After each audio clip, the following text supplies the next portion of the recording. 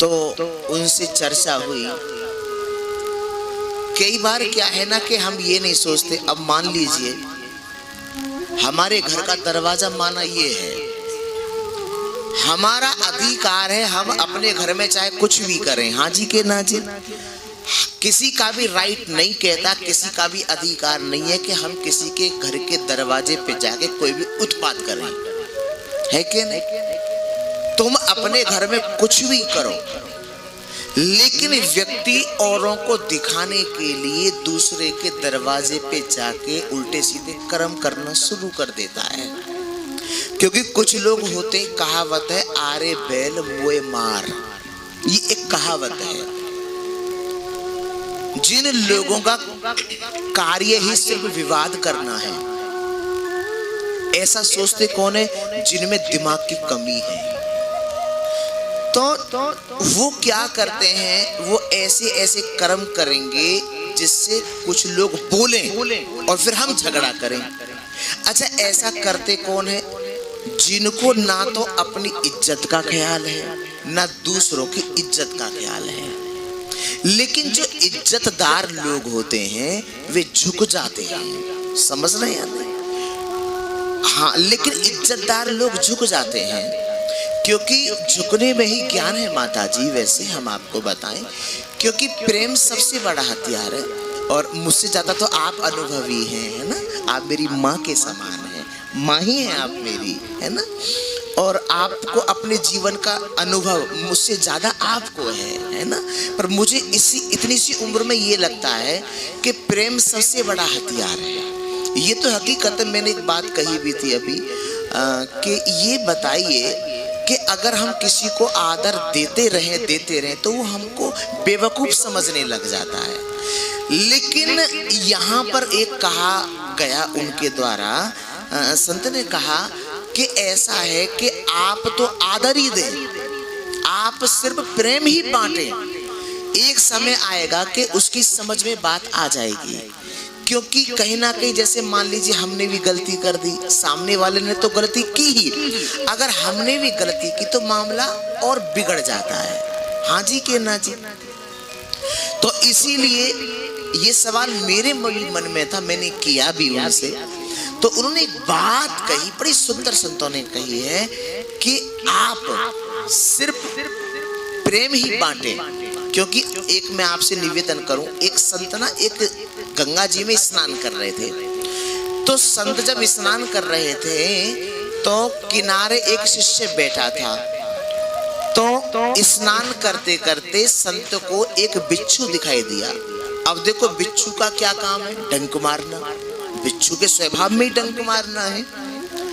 अब संत ने सोचा कि ये बिच्छू बह जाएगा, डूब जाएगा।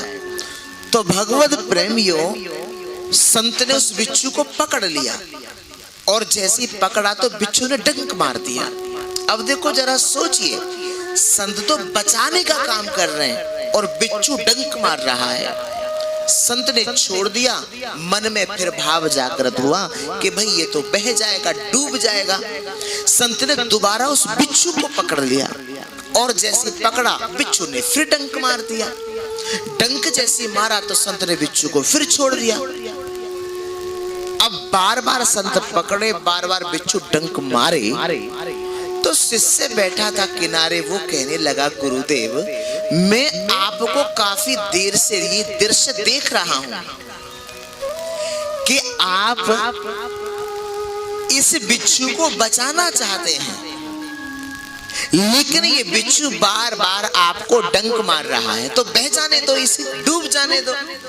तो भगवत प्रेमियों, इस पर एक बात कही संत ने कि भैया तुम नहीं समझोगे, जब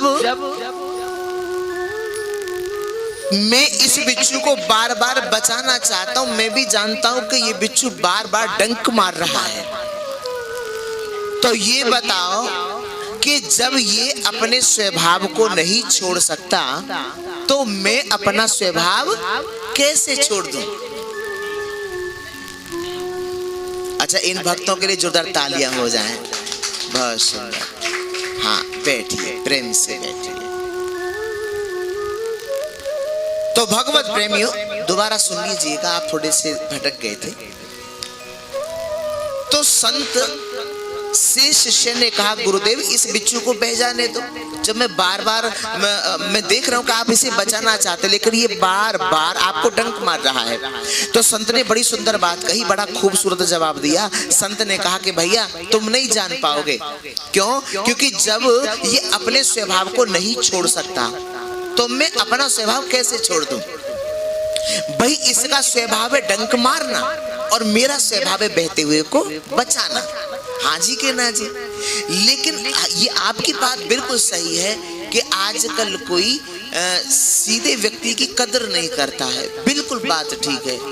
लेकिन उसको सबक सिखाने के और भी तरीके होते हैं और भी साधन हैं। तो इसीलिए भगवत प्रेमियों, कहने का भाव ये है कि जब वो अपने स्वभाव को नहीं छोड़ सकता तो हम अपने स्वभाव को कैसे छोड़ दें? कह दो जय श्री कृष्णा।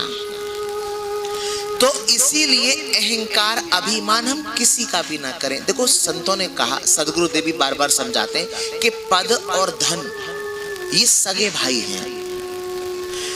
और भगवत प्रेमी पद को पाकर के व्यक्ति बहरा हो जाता है, पद को पाके, और धन को पाके अंधा हो जाता है।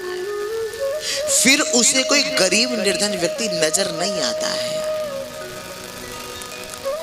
तो ये दोनों सगे भाई हैं और ना तो सदा पद रहता है और ना ही सदा धन रहता है।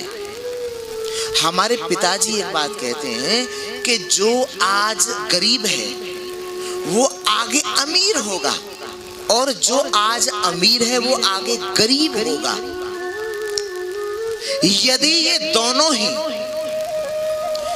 क्योंकि गरीब तो पक्का है कि भगवान का भजन करेगा ही, ये पक्की बात है। क्योंकि व्यक्ति गरीबी में ईश्वर को याद करता है, दुख में ही ईश्वर की याद आती है। भाई माता कुंती ने स्वयं कहा था कि मुझे वो सुख नहीं चाहिए कन्हैया जिस सुख को पाके मैं तुम्हें भूल जाऊं, मुझे वो दुख मंजूर है, कम से कम उस दुख को पाके मुझे तुम्हारी याद तो बनी रहेगी। माता कुंती ने स्वयं कहा है। लेकिन सुख को पाकर के ज्यादातर लोग ईश्वर को भूल जाते हैं। अगर धन को पाने के बाद जीवन में भगवान की भक्ति है तो विवेक आएगा, क्योंकि बुद्धि सबके पास है लेकिन विवेक हर किसी के पास नहीं है। बुद्धि अलग चीज है और विवेक अलग चीज है, दोनों में अंतर है। तो विवेक कहां से आएगा? विवेक संतों के सानिध्य से प्राप्त होगा। विवेक संस्कार हमें सदगुरु के सानिध्य से प्राप्त होगा, सत्संग से प्राप्त होगा। अगर हमारे जीवन में विवेक है तो फिर हम धन का दुरुपयोग नहीं करेंगे। तो फिर जैसा अभी कहा ना, जो आज अमीर है वो कल गरीब होंगे, फिर वो कभी गरीब नहीं होंगे, क्योंकि उन्होंने धन का सदुपयोग करना सीख लिया है। बोलो कृष्ण भगवान की।